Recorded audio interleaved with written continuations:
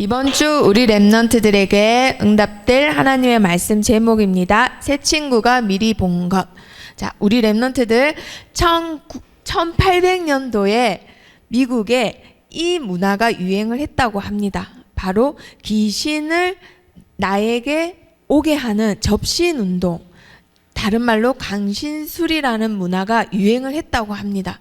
그런데 이 헬레나 블라디스크라는 러시아 여자가 명상운동을 여러 군데서 배운 다음에 1874년도에 미국으로 가서 이것을 통해서 한 단체를 만드는데요. 이게 바로 지금 우리 랩넌트들이 알고 있는 뉴에이지 운동이 되었습니다. 자, 우리 랩넌트들 문양을 한번 보도록 합니다. 자, 이렇게 생긴 십자가, 그리고 별, 그리고 뱀, 그리고 이 마크. 자, 이게 다 합쳐서 사단 문양이에요. 그리고 뉴에이지 단체를 말을 하고 있는 겁니다. 자, 그리고 나서 이 뉴에이지들이 하는 거. 자, 귀신 들리는 일을 하는 영매, 그리고 서밋을 공략하여 인재를 발굴해서 세상을 바꾸는 일을 합니다. 자, 뉴에이지 3단체들이 이러는 반면 하나님의 복음을 설명하는 교회는 지금 사람들이 없어서 문이 닫아가고 있는 실정이에요. 자, 왜 사람들이 안 모일까요? 복음을 설명해줘야 되는 교회가 영적인 사실을 놓쳤기 때문이에요.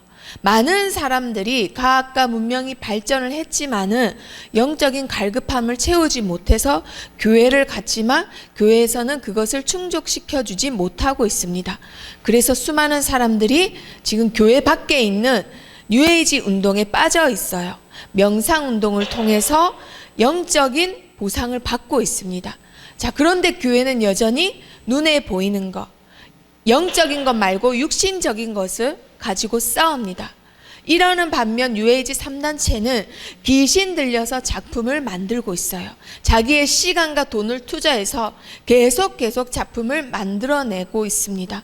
이들이 만들어낸 작품은 다 귀신을 접신하는 뉴에이지 운동을 상징하고 이것을 보는 것만으로도 인간에게는 막을 수 없는 재앙이 닥쳐옵니다. 자, 이것을 계속 보고 결론으로 인간은 행복이 없습니다. 영적인 행복이 없기 때문에 어떤 것을 해도 행복이 없는 인간들은 결국은 마약까지 하게 됩니다. 마약을 한 번만 실수를 했더라도 인간의 뇌에는 그 마약이 저장이 돼요. 각인이 되기 때문에 바로 중독에 빠지게 돼요. 결국은 인간은 자살과 살인을 선택하게 됩니다. 자, 점점점 수많은 사람들이 자살을 선택하고 우리나라도 자살을 방지하기 위해서 예방 정책으로 예산이 점점 많아지고 있는 추세입니다. 자, 이렇게 수많은 사람들이 행복이 없어서 뉴에이지의 전략에 빠져서 세상에 속아서 넘어가고 있습니다. 자, 지금 오늘 새 친구 시대의 느부갓네살 왕이라는 이 왕도 마찬가지입니다. 3단체를 상징하는 이 느부갓네살 왕은 이때 당시에 귀신에게 잡혀있던 사람이었어요.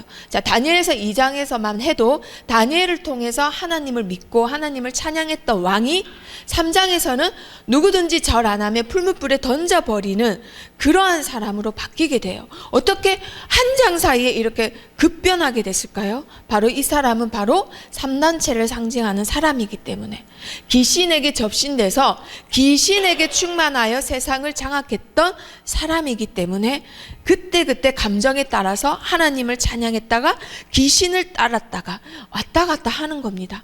자, 끝내는 귀신에게 충만하여 어느 곳에 있더라도 모든 사람이 볼 수 있는 작품을 하나 만들었는데 그게 바로 두로 평지에 세운 금 신상이었습니다. 그리고 그때 당시에 사드락 메삭 아벳느고 이 세 친구가 이 신상 앞에 절을 해야 되는 그런 위기에 당했습니다.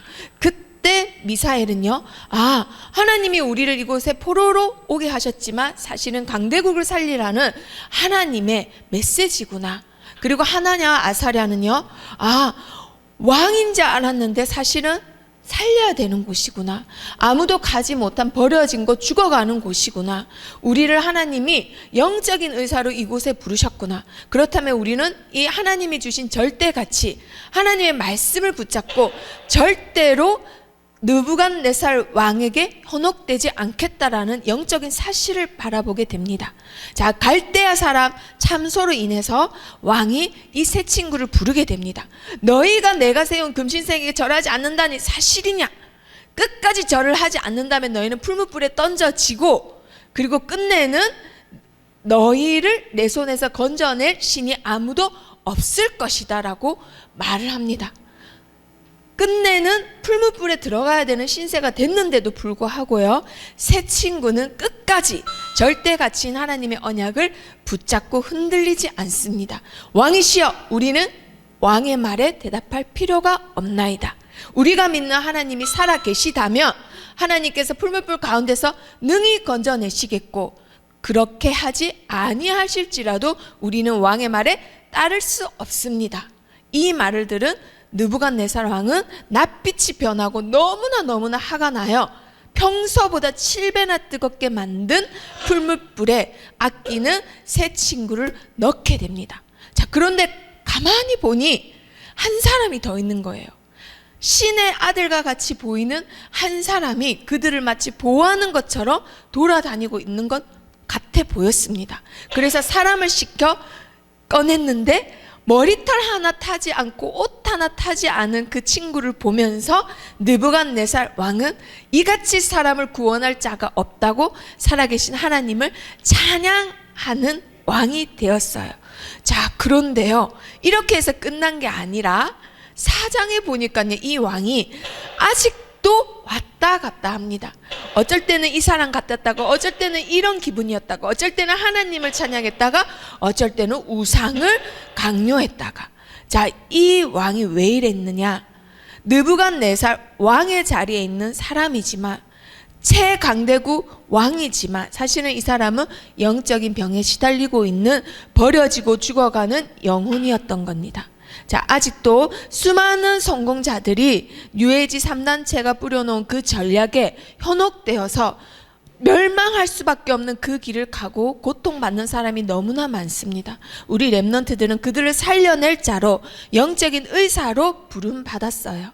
자, 느부갓네살 왕이 그 뒤에 어떻게 됐느냐? 영적 문제가 더욱 심각해져서 마치 자기가 소인 양 밖에 나가서 짐승과 같이 풀을 먹고 밖에서 자고 먹고 똥도 싸고 이런 일을 수년을 합니다. 7년이 지난 때에 어느 날 하나님이 깨우치게 하셔서 하늘을 보고 하나님을 찬양하게 됩니다.